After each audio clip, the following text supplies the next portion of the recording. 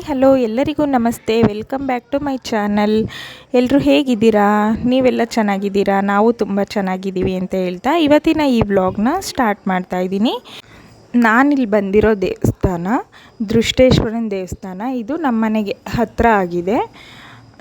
ಇದು ದೇವಸ್ಥಾನ ಏನೋ ಕಟ್ಟಿಸಿ 2 ವರ್ಷ ಆಗಿತ್ತಂತೆ. ಹಂಗಾಗಿ ಇವತ್ತು ಪೂಜೆ ಇಟ್ಕೊಂಡಿದ್ರು. ಪೂಜೆ ಇತ್ತಲ್ವ ಅಂತಂದ್ಬಿಟ್ಟು ನಾವು ಅವತ್ತು ತೇರಿನ ದಿನ ಬಂದೋಗೋಕ್ಕಾಗಿರಲಿಲ್ಲ.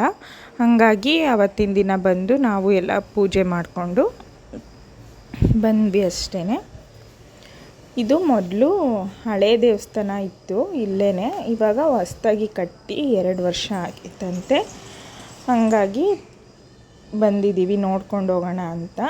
ತೇರು ಎಲ್ಲ ತುಂಬ ಚೆನ್ನಾಗಾಗುತ್ತೆ. ಲಾಸ್ಟ್ ವೀಕಲ್ಲೇನೋ ತೇರು ನಡೆದಿತ್ತು. ಅವತ್ತು ಬರೋಕ್ಕಾಗಿರಲಿಲ್ಲ ನಾವು, ಹಂಗಾಗಿ ಬಂದ್ವಿ.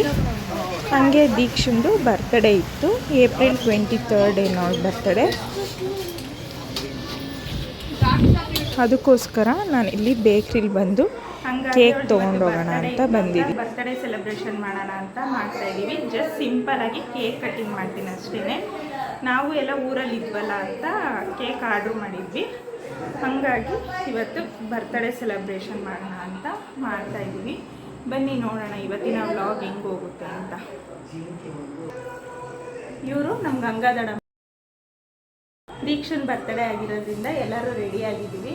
ನೋಡಿ, ಹಾಯ್ ಮೇಡಮ್. ಹಾಯ್. ಕಾಶಿಯಿಂದ ಬೆಳಗ್ಗೆ ಬಂದರು. ದೀಕ್ಷಾ ಯಾರಪ್ಪ ಅಂತಂದರೆ ನಮ್ಮಮ್ಮ ಅವರ ತಮ್ಮನ ಮಗಳು. ಅವಳು ಇಲ್ಲೇ ಅವಳು ಆಡ್ಕೊಂಡು ಬೆಳ್ಕೊಂಡಿರೋದು ನಮ್ಮ ದೊಡ್ಡಮ್ಮರ ಮನೆಯಲ್ಲೇ. ದೀಪು ಕೂತಿದ್ದಾನೆ. ಇವರು ನಮ್ಮ ಪುಟ್ಟ ದೊಡ್ಡಮ್ಮ, ಇವರು ನಮ್ಮಮ್ಮ. ತ್ರಿಷಾ ಅಲ್ಲೇ ಮಲ್ಕೊಂಡಿದ್ಲು. ಇನ್ನೇನು ಅವಳನ್ನ ಎಬ್ಬಿಸೋದು ಬೇಡ ಅಂತ ಅಂದ್ಬಿಟ್ಟು ಸುಮ್ಮನಾಗಿದ್ದೀನಿ. ಮತ್ತು ನನ್ನ ಸಬ್ಸ್ಕ್ರೈಬರ್ ಒಬ್ಬರು ಫ್ಯಾಮಿಲಿ ವಿಡಿಯೋ ಮಾಡಿ ಅಂತ ಹೇಳಿದ್ದಾರೆ. ಅದು ಇನ್ನೇನು 1-2 ದಿನದಲ್ಲೇ ವಿಡಿಯೋ ಹಾಕ್ತೀನಿ, ಅಪ್ಲೋಡ್ ಮಾಡ್ತೀನಿ. ಫ್ಯಾಮಿಲಿ ವಿಡಿಯೋ ಬರುತ್ತೆ, ವೆಯ್ಟ್ ಮಾಡ್ತಾಯಿರಿ. ಮನ್ವಿ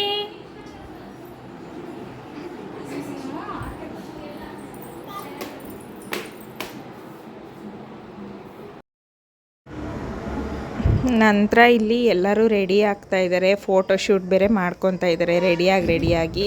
ಇವರು ದೀಕ್ಷಾರಮ್ಮ, ಅವರು ಕೂಡ ರೆಡಿಯಾಗಿ ಕೂತಿದ್ದಾರೆ. ಏನೋ ಕಳ್ತಾ ಇದೀಯಾ? ಹ್ಯಾಪಿ ಬರ್ಡೇ ಮಾಡೋಣ ಬಾ. Happy birthday to you.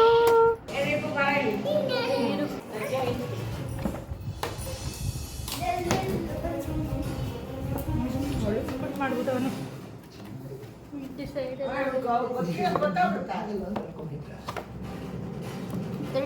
ಜೇರಿನೇ ಹಾಕಿಲ್ಲ ನೋಡಿ. ಏನು cake?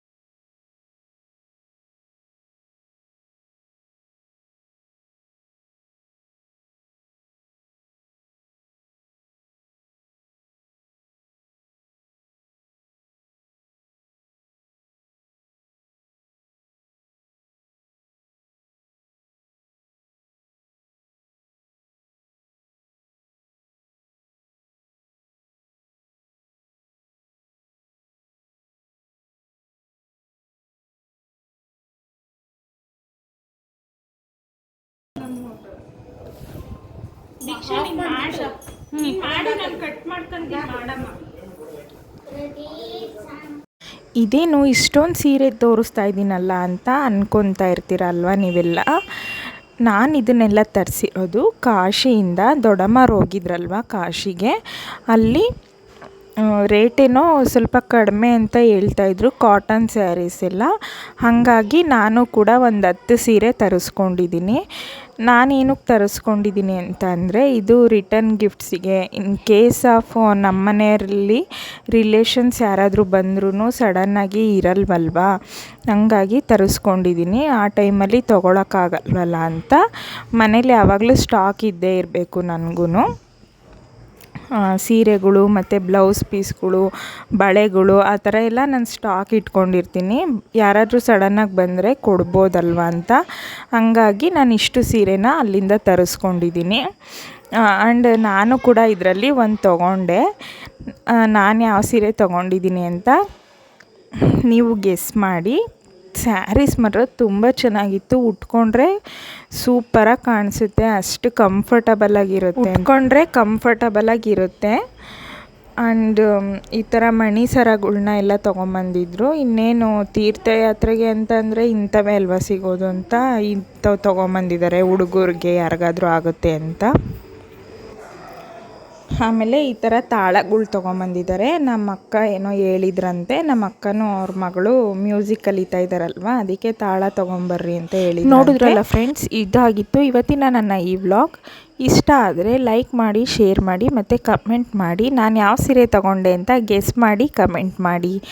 Thank you for watching. Bye.